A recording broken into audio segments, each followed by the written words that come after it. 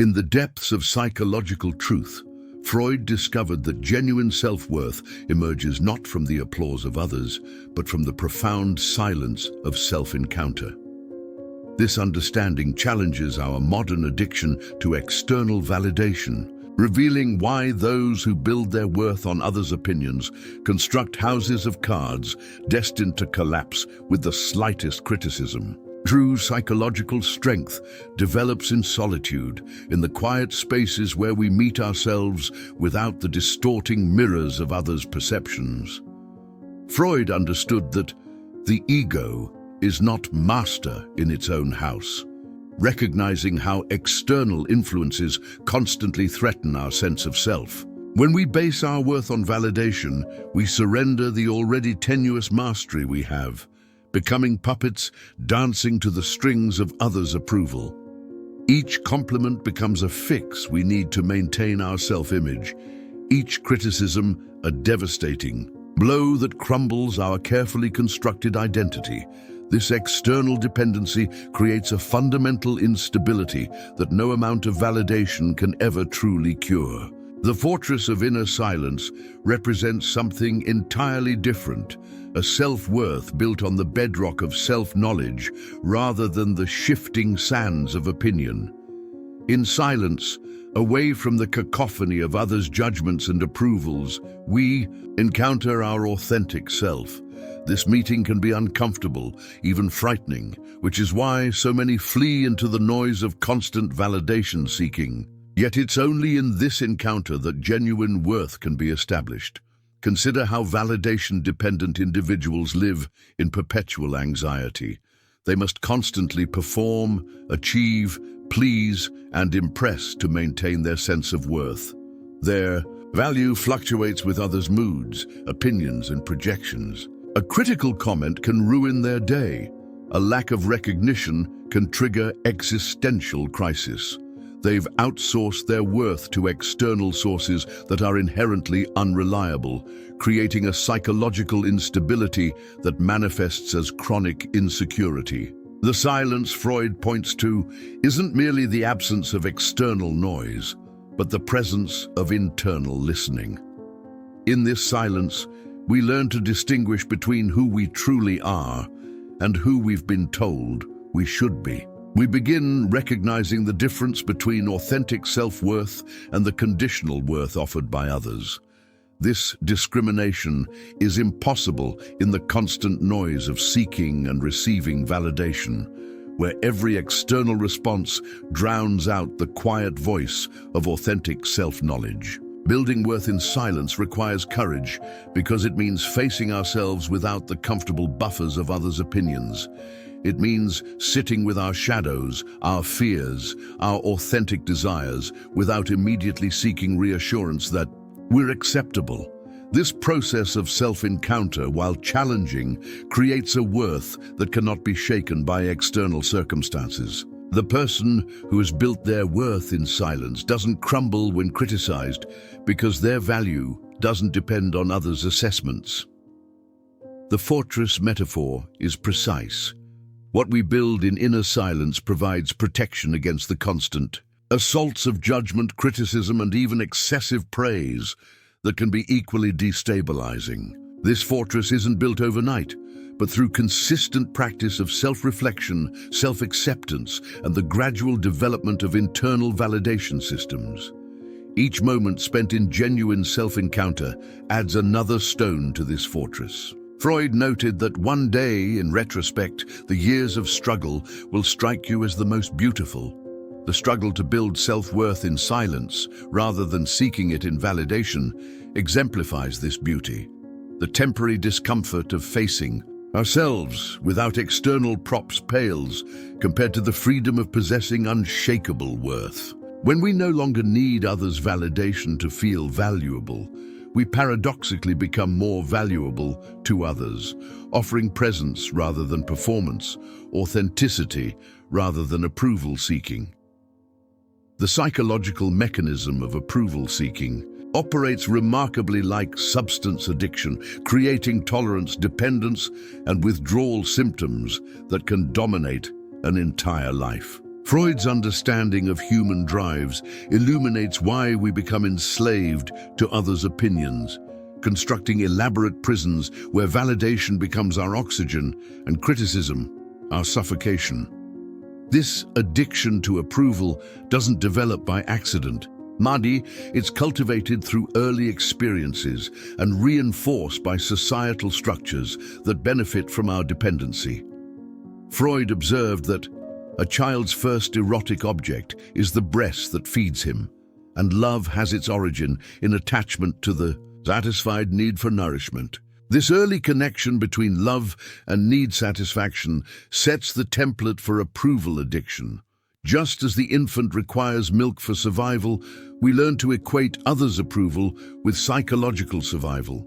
The validation we receive becomes our psychological nourishment, and like any addiction, we need increasing doses to achieve the same effect. The approval addict lives in a state of perpetual hunger. No amount of validation ever feels like enough because external approval, like any drug, provides only temporary relief. The compliment received today loses its potency by tomorrow, necessitating fresh fixes. The promotion, the social media likes, the words of praise. Each provides a momentary high followed by the inevitable crash and renewed craving. This cycle creates a psychological prison more confining than any physical cell. Consider how approval addiction shapes every aspect of life. Career choices get made not from authentic interest, but from what will impress others. Relationships become performances where we play the role we believe will secure love. Creative expression gets filtered through anticipated reception rather than genuine inspiration. Even our private thoughts become contaminated as we internalize the imagined. Audience, censoring ourselves before others even have the chance. The prison bars are invisible, but utterly restrictive. The tolerance phenomenon in approval addiction proves particularly destructive. What satisfied us last year no longer suffices this year. The person who once felt validated by small recognitions now needs grand gestures. The achievement that once brought satisfaction now feels insufficient. Like any addiction, we chase ever higher highs, while the baseline of satisfaction continuously drops. This escalation trap ensures that approval addicts remain perpetually unsatisfied despite accumulating external validations. Withdrawal symptoms from approval manifest as anxiety, depression, and identity crisis. When validation is withheld, the approval addict experiences genuine psychological pain.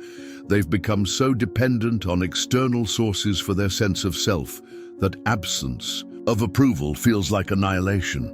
This withdrawal state often drives desperate behaviors: people-pleasing, achievement-chasing, conflict avoidance, authenticity sacrifice, anything to secure the next fix of approval. Freud understood that the compulsion to repeat traumatic experiences drives much human behavior. Approval addiction often represents a repetition of early experiences where love felt conditional on performance. The child who received affection only for achievements becomes the adult addicted to achievement-based validation.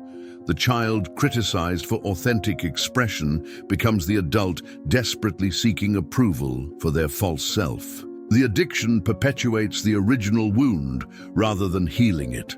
The prison of others' opinions extends beyond individual psychology to shape entire cultures. Social media exemplifies this collective addiction, creating platforms where approval-seeking becomes gamified and quantified. The like button transforms into a digital drug dispenser, creating a generation of approval addicts refreshing their feeds for validation fixes. The prison becomes normalized, even celebrated, as we mistake our chains for connection. Breaking free from approval addiction requires recognizing that others' opinions, whether positive or negative, are fundamentally about them, not us. Their approval reflects their values, their projections, their momentary moods. Building a life on such unstable ground guarantees perpetual insecurity. The approval we desperately seek often comes from people trapped in their own approval-seeking prisons, creating a cycle of mutual dependency where no one experiences genuine freedom. The tragedy of approval addiction lies not just in the suffering it creates, but in what it prevents. While chasing external validation, we miss the opportunity to discover our authentic self, to pursue our genuine interests, to form real connections based on truth rather than performance. The prison of others' opinions doesn't just confine us, it prevents us from discovering who we might become if freed from the constant need for approval. The most insidious aspect of seeking self-worth through others' perceptions lies in a fundamental delusion. We mistake their projections for accurate reflections of who we are.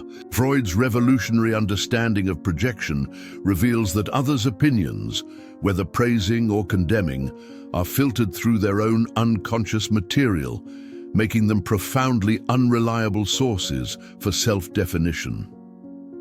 When we build our identity on these distorted mirrors, we construct a false self that has little connection to our authentic nature.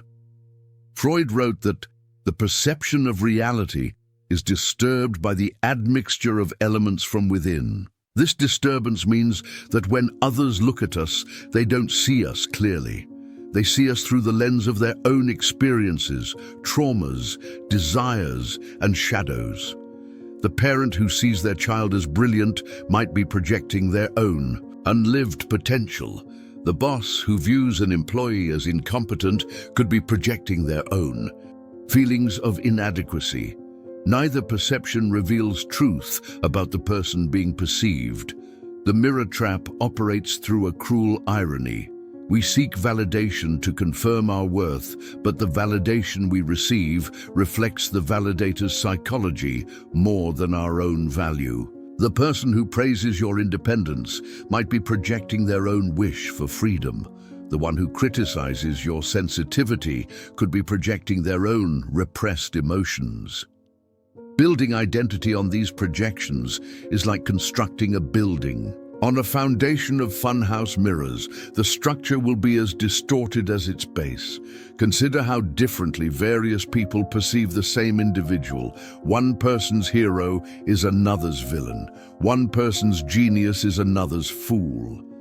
These variations don't reflect the individual's changing worth, but the observer's different projections. Yet many spend their lives trying to reconcile these conflicting mirrors, attempting to become what everyone sees, creating a fractured identity that satisfies no one, least of all themselves.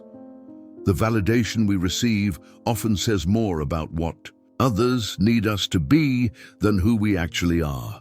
The partner who constantly praises your strength might need you to be strong because they've projected their vulnerability onto you. The friend who validates your caretaking might need you in that role to avoid facing their own needs. When we accept these projections as identity, we become characters in others' psychological dramas rather than authors of our own lives. This mirror trap extends to negative projections as well. The criticism that wounds us most deeply often hooks into our own self-doubts, seeming to confirm our worst fears about ourselves. But these criticisms, like praise, emerge from the critic's inner world. The person who calls you selfish might be struggling with their own guilt about self-care. The one who labels you weak could be projecting their own disowned vulnerability. Taking these projections as truth traps us in others' shadows. Freud understood that the ego develops out of perceiving external reality. But when that external reality consists primarily of others' projections, the ego develops in distortion. We become what psychologists call a false self, an identity constructed to match others' projections rather than express our authentic nature. This false self might receive abundant validation, but it leaves us feeling empty because it's not truly us being validated. The seductive nature of positive projections makes them particularly dangerous. When someone sees us as their savior, their muse, their perfect partner, we're tempted to believe and embody these projections. But these idealizations set us up for inevitable failure when reality intrudes. No one can live up to projection-based idealizations because they're not based on who we are, but on who the other person needs us to be for their own psychological reasons. Breaking free from the mirror trap requires developing what might be called projection literacy, the ability to recognize when others' perceptions are filtered through their own material. This doesn't mean dismissing all feedback or living in narcissistic isolation. It means learning to differentiate between clear seeing and projection-distorted perception. Often, the intensity of someone's opinion about us, whether positive or negative, signals projection at work. The journey out of the mirror trap leads back to inner silence, to that space where we can encounter ourselves without others. Projections. In this space, we begin to recognize our authentic qualities, values, and desires. We learn to validate our own experience rather than constantly checking others' mirrors. This doesn't mean becoming impervious to feedback, but developing a stable sense of self that can receive input without being defined by it. The journey from external validation seeking to internal worth building represents one of the most radical transformations available to human beings. This shift doesn't merely change how we feel about ourselves. It fundamentally alters our relationship with reality, freeing us from the exhausting performance of trying to earn worth that was always inherently ours. Freud's insights into the structure of the psyche illuminate why this internal construction of worth proves infinitely more stable than any external foundation. Freud observed that the voice of the intellect is a soft one, but it does not rest until it has gained a hearing. This soft voice within us knows our true worth beyond all external measures, but it requires silence and attention to be heard. Building from within means learning to distinguish this authentic inner voice from the internalized voices of parents, society, and culture that often masquerade as self-knowledge. The revolutionary act lies in choosing to trust our own deep knowing over the cacophony of external authorities. The process of building internal worth begins with a courageous inventory of where we've outsourced our value. Each area where we desperately need others' approval reveals a place where we've abandoned self-validation. The need for others to see us as successful might mask our own uncertainty about how we define success. The craving for others to find us attractive could hide our own disconnection from our inherent beauty. These recognition points become doorways to reclaiming our projected worth. Self-validation doesn't mean becoming a narcissist who ignores feedback or lives in delusion. Rather, it means developing an internal compass that remains steady regardless of external weather. The person with internally constructed worth can receive criticism without crumbling and praise without inflating. They possess what Freud would recognize as a mature ego, one that can interact with external reality while maintaining its own integrity and boundaries. Consider the practical difference between external and internal validation. External validation says, "I am worthy because others approve." Internal validation states, "I approve of myself, and others' opinions are information, not identity." This shift creates profound freedom. Decisions get made from authentic desire rather than anticipated approval.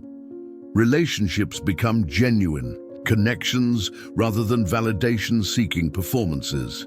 Creative work emerges from inner vision rather than market calculations. The construction of internal worth requires consistent practices that might seem revolutionary in our approval-obsessed culture. It means regularly spending time in solitude without distraction, learning to enjoy our own company. It involves journaling or other reflective practices that help us process experiences through our own perspective before seeking others' input. It requires saying no to opportunities that would impress others but drain us, and yes to pursuits that feed our soul, regardless of external recognition. Freud understood that psychological development involves moving from the pleasure principle to the reality principle. Building internal worth represents a similar evolution, from the immediate gratification of external validation to the deeper satisfaction of self-knowledge and self-acceptance. This maturation doesn't happen overnight, but through countless moments of choosing inner truth over outer approval. The revolutionary nature of self-validation extends beyond personal psychology to challenge societal structures. Consumer culture depends on people feeling inherently inadequate, seeking worth through purchases. Corporate hierarchies often exploit approval addiction to extract excessive labor. Social media algorithms are designed to hook our validation-seeking behaviors. Building worth from within represents a form of psychological resistance to these systems, reclaiming our power from structures that profit from our insecurity. As internal worth solidifies, a paradox emerges. The less we need others' validation, the more we're able to genuinely connect with them. Freed from the agenda of seeking approval, we can actually see others clearly, appreciate them authentically, and offer genuine rather than strategic responses. Relationships transform from mutual validation-seeking arrangements to real encounters. Between whole beings, the ultimate freedom of building from within lies in the unshakable nature of internally constructed worth. External circumstances can change. We can lose jobs, relationships, youth, health, but the worth built through self-knowledge and self-acceptance remains. This doesn't mean becoming indifferent to life's changes, but maintaining a stable core that weathers all storms. The person who is built from within possesses what no external validation can provide: an unshakable knowledge of their inherent value. Freud's legacy includes the understanding that we can become conscious architects of our own psyche rather than unconscious victims of our conditioning. Building self-worth from within exemplifies this architectural possibility. Each moment of choosing self-validation over external validation, each instance of trusting our inner voice over outer authorities, adds another stone to the fortress of authentic worth. This construction project lasts a lifetime, but each day of building brings greater freedom, stability, and genuine self-possession. If this video opened your eyes to why external validation never satisfies and how to build unshakable worth from within, please hit the like button. Your engagement helps us reach others trapped in the exhausting cycle of approval seeking. Subscribe to our channel and ring the notification bell to join a community choosing inner truth over outer approval. Each week, we explore the psychological patterns that keep us small and the practices that set us free. Share this video with someone who constantly seeks validation or struggles with others' opinions. Sometimes one insight can break the chains of a lifetime of approval addiction. Drop a comment below. What's one area where you're ready to stop seeking external validation? Your courage to share inspires others to begin their own journey to authentic self-worth. Remember, the worth you're seeking in others' eyes already exists within you. It just needs your attention, not their approval. Subscribe to discover the revolutionary power of building from within.